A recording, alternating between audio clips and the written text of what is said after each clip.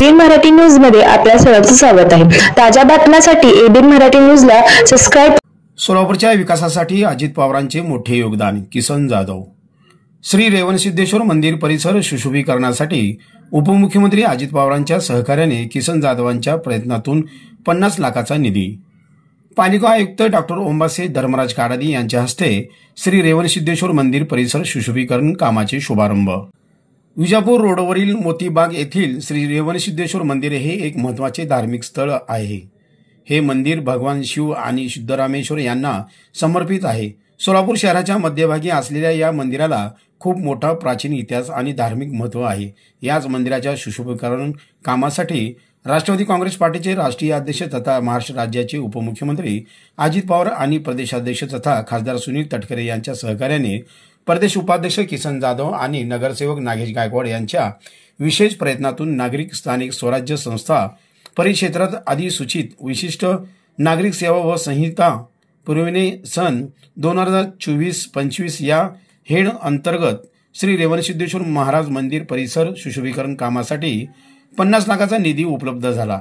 या सुशोभीकरण कामाचे शुभारंभ पालिका आयुक्त डॉक्टर सचिन ओंबासे, श्री सिद्धेश्वर देवस्थान पंच कमिटी चेअरमन धर्मराज काडादी यांच्या प्रमुख उपस्थित इच्छा भगवंताची सामाजिक बहुद्देशीय संस्थेचे सर्वेसर्वा मार्गदर्शक लक्ष्मण मामा जाधव यांच्या अध्यक्षतेखाली या कामाचे शुभारंभ करण्यात आले। या प्रसंगी माजी नगरसेवक श्रीनिवास कोंडे, सिद्धाराम चाकोते, ज्येष्ठ नेते हेमंत चौधरी, माजी परिवहन समिती सभापती आनंद मुस्तारे, मंदिराचे पुजारी सिद्धाराम शिंगारे, ज्येष्ठ नागरिक शिवाराया बुकानुरे, मामा श्रीमंत सुरेश काका, राहुल हत्ती, मल्लू जाधव, चंदू माने, गवळी, संभाजी सुरवशे, बसवराज पाटील, प्रज्वल जाधव, संजू भडंगे, सोनू तळभंडारे, बसवराज आळंदीकर, अजय चव्हाण, यश माने, अभिषेक बिराजदार, अमर रबकवी, प्रकाश चव्हाण, वीरेश केंगार, अशोक बिराजदार, राजू मारुती वनस्कर, शोभा गायकवाड, सुनीता बिराजदार मावशी, प्रमिला स्वामी, संगीता गायकवाड आदींची उपस्थिती होती। यावेळी उपस्थित मान्यवरांचे स्वागत व सत्कार राष्ट्रवादी प्रदेश युवक सरचिटणीस चेतन नागेश गायकवाड यांनी केले। प्रारंभी पालिका आयुक्त डॉक्टर ओंबासे धर्मराज काडादी आणि उपस्थित मान्यवरांनी श्री रेवणसिद्धेश्वर मंदिर परिसराची पाहणी करून श्री रेवणसिद्धेश्वर महाराजांच्या पूजनाने या मंदिर परिसर सुशोभीकरण कामाचे फलकाचे उद्घाटन करण्यात आले। दिवाबत्तीचा पण आम्ही आता या विकास कामामध्ये सोय केलेली आहे, परंतु हायमार्टचा दिव्याचा जरा थोडासा विषय प्रलंबित आहे। या ठिकाणी थोडे काही हायमार्ट आपण उपलब्ध करावं ही देखील या कार्यक्रम प्रसंगी आपल्याला विनंती करतो साहेब। त्याच पद्धतीनं आतील टॉयलेटचा आम्ही या ठिकाणी उपलब्ध केलेला आहे। आता या महिनाभराच्या कालावधीमध्ये अनेक भक्तगण या ठिकाणी येत असतात साहेब।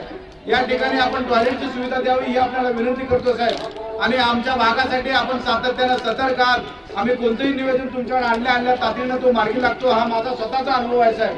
त्यामुळे या कार्यक्रमाच्या निमित्तानं आपल्याला विनंती करतो साहेब, या ठिकाणचे या 2-3 जे विषय आम्ही या ठिकाणी मांडलं त्या आपल्या माध्यमातून महानगरपालिकेच्या माध्यमातून ती सेवा आम्हाला मिळावी।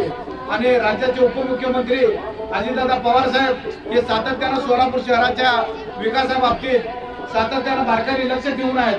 येणाऱ्या काळामध्ये या ठिकाणचा जो राहिलेला प्रश्न आहे, रस्ते असतील, पाण्याचे असतील, ड्रेनेज असतील, सन्मान्य आयुक्त साहेब देखील आपल्याला या ठिकाणी उपस्थित राहून आशीर्वाद रूपी या ठिकाणी या कार्यक्रमाला हजर आहेत। काडादी साहेबांचा तर सातत्यानं आपल्याला आशीर्वाद आहे।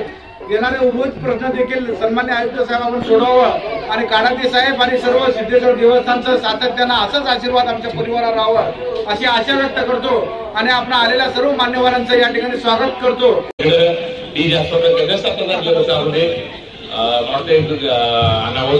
जयंतीचं वाटतं तयारी तर असे आणि अशा ठिकाणी काम करण्याचे चॅलेंजेस वेगवेगळे गट असतात, वेगवेगळ्या लोकांच्या भावना असतात। प्रत्येकाचं म्हणजे आपल्या कुठले मान्यवर असेल किंवा संत असतील त्यांच्याशी आपल्या त्यांच्या समाज गटाच्या भावना जुळलेल्या असतात। आज मला खरंच विशेष आनंद होतोय की आज ठिकाणी 2-3 वेळा इथून आलो पण मंदिरात आलो नव्हतो। आज दर्शन या ठिकाणी मिळालं। जाधव साहेबांनी ज्या काही गोष्टी सूचना सांगितलेल्या आहेत त्या नक्कीच तुम्ही पाठपुरावा करा, आपण ते मार्गी लावण्याचा प्रयत्न करू। आणि पुन्हा एकदा आज या कार्यक्रमाला मला बोलवलं त्यासाठी मी आपल्या सर्वांचे आभार व्यक्त करतो। आणि रेवणसिद्धेश्वर महाराजांच्या चरणी मला माझं मस्तक ठेवण्याचा आज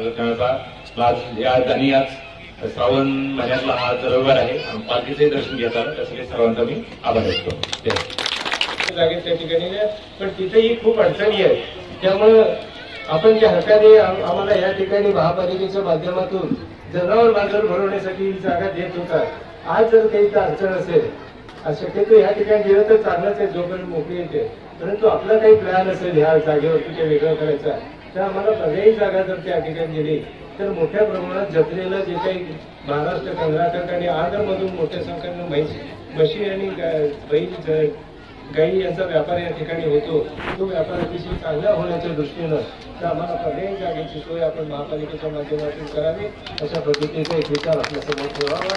मला